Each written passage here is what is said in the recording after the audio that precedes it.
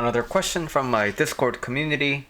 Weird question, but how do I be more authentic with myself and others?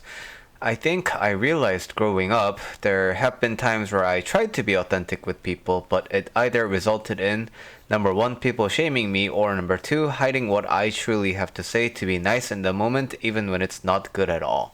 So, two-part question, but let's try answering this one. So, how can you become more authentic? What is the criteria in which you measure yourself being authentic or not?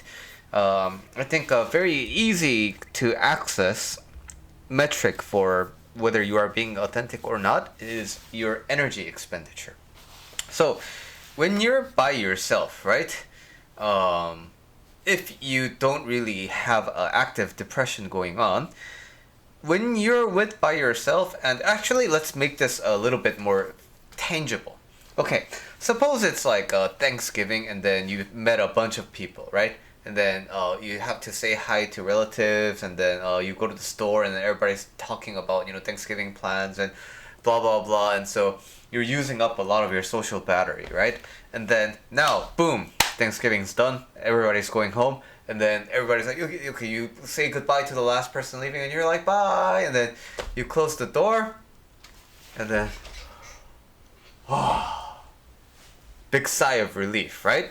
So that means you've been expending energy, right? But there's this sense of peace that comes when you are by yourself, right?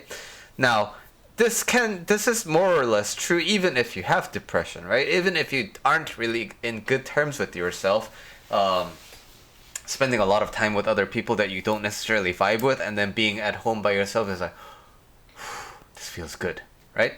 So that means, again, energy is being spent. And now, what's there to spend energy with for? The answer to that is to put on a face, to basically behave a certain way that doesn't feel natural to you. It expends energy, right?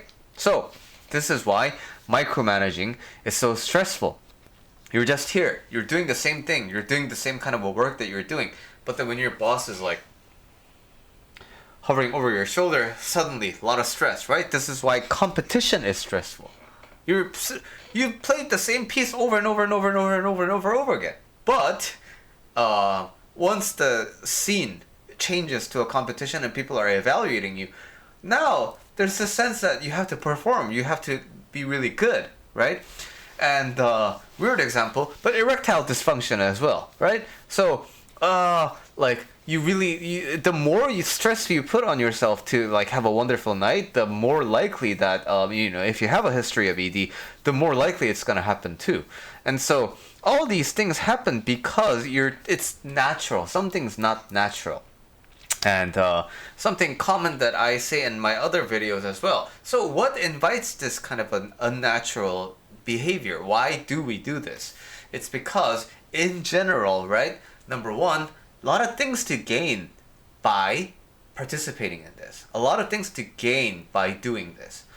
Also, a lot of things to lose by not doing well in this. And so when the stakes are mixed like this, right? You have a lot of things to gain if people like you. We have a lot of things to lose if people don't like you. This is what really makes your life stressful. This is what makes you feel like you have to perform, you have to be a certain way, right?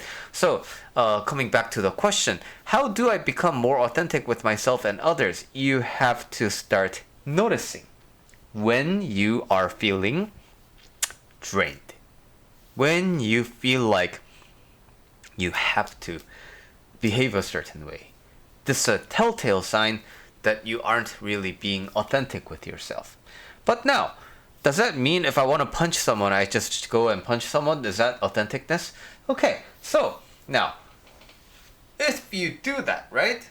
Technically, you have freedom to do that. No one's gonna, prevent you from doing that, right? Like, unless it's the world in the Tom Cruise movie Minority Report. But with your free will, nobody can really stop you from doing something. This is why car accidents and things like that happen, right? Because these things can happen. So, this is tying in more into the second question, but when you do something, it incurs some kind of side effect, right? When you cause an action, it causes a reaction. And therefore, you being yourself will mean you engaging in certain acts that you might feel too conscious of in front of other people. But you know what? Once you get into a habit of expressing it, you'll feel more comfortable. It'll feel more natural, right? But what I'm saying is, the action-reaction phase of the things that you want to do, if they are not really like socially acceptable things, then what you will experience is, oh, like I'm gonna get feedback about that. But it's up to you to decide whether that feedback means anything to you, right? So for example, I have a YouTube channel, and with my YouTube channel, people can, like, historically people have told me this is useless, or like this is really bad advice that I should delete my channel and blah blah blah. But okay, they can think that, but I don't really care. I'm just gonna continue on and continue doing what I do, right? So this is what makes me feel like I'm naturally doing this because I want to. It's authentic. So I say this in a lot of other videos as well, but YouTube doesn't really spend energy for me, right? Because it's just me every night. I'm just talking into the camera, answering your questions. So if you have some kind of a violence that needs to resolve outside, right? You will engage in those acts. And at first, you will be like, wow, that feels really good. But now, because of the nature of what you did, it'll invite some kind of a counter reaction to that, right? But you may still feel like you want to participate in it. But at the same time, like the more you engage in these types of things, the more feedback you get from the universe, right? Many people will want you to stop if you engage in actions that are authentic to you, but it harms other people. And what do you do in that case? Well, still your life is up to you. And you have to understand that even if you are doing absolutely the right thing, you may meet a lot of resistance. So for example, if you're in India in a traditional kind of a context, right? And then you are trying to abolish the caste system and you are preaching for equality for all, people are going to hate you, right? But it's not really because, like in the grand scheme of things, you're just preaching for equality, but then the culture there is like, again, assuming that this is in the past, people will be very upset at you because it's not the norm there, right? So, it's tempting. So why I'm giving you this extreme example is when you first start becoming authentic, you're gonna be tempted to listen to other people's feedback and then you're gonna want to curb yourself again. But it's important to go through that initial hurdle of continuing to be yourself even when other people tell you no. Don't do that, right? And the good metric and a good standard of evaluation, whether you can, whether you tried this and then you're like, is it actually authentic? Does this actually make me feel like I'm freer and I'm spending less energy in front of other people? You will know around 100 days. 100 days is like the appropriate amount of time to know whether something is like really meaningful. It's enough time to gather meaningful information, because if it's like 10 days, you're most likely gonna be fighting with your momentum. If it's like 50 days, then you might not have enough of a sample size to go through the ups and downs.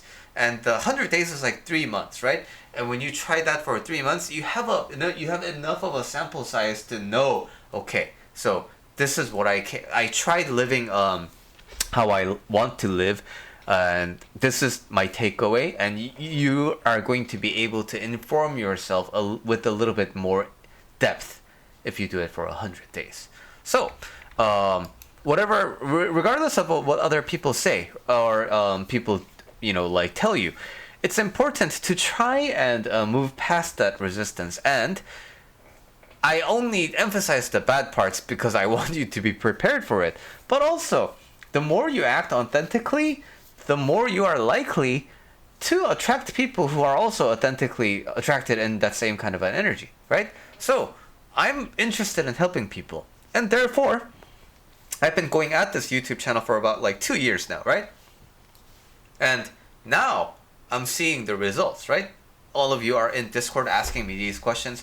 All of you are on YouTube and then you're asking me these questions. So these are very meaningful moments for me that came through for me in like 2 years. But it started by when I tried YouTube for 100 days and I decided I liked it. And then I kept on going. And then hopefully this kind of YouTube channel, if you look at my historical videos, you can get a kind of a better sense of what it looks like when I am being authentic. Because also YouTube talking freely into the camera like this, it wasn't always this easy. So if you want to see an example of how it actually unfolds, you can check out my earlier videos as well. Okay. So I hope that helped, and that if something doesn't make sense, just ask me again, and then I'll be happy to elaborate in different terms. All right, see you in the next video.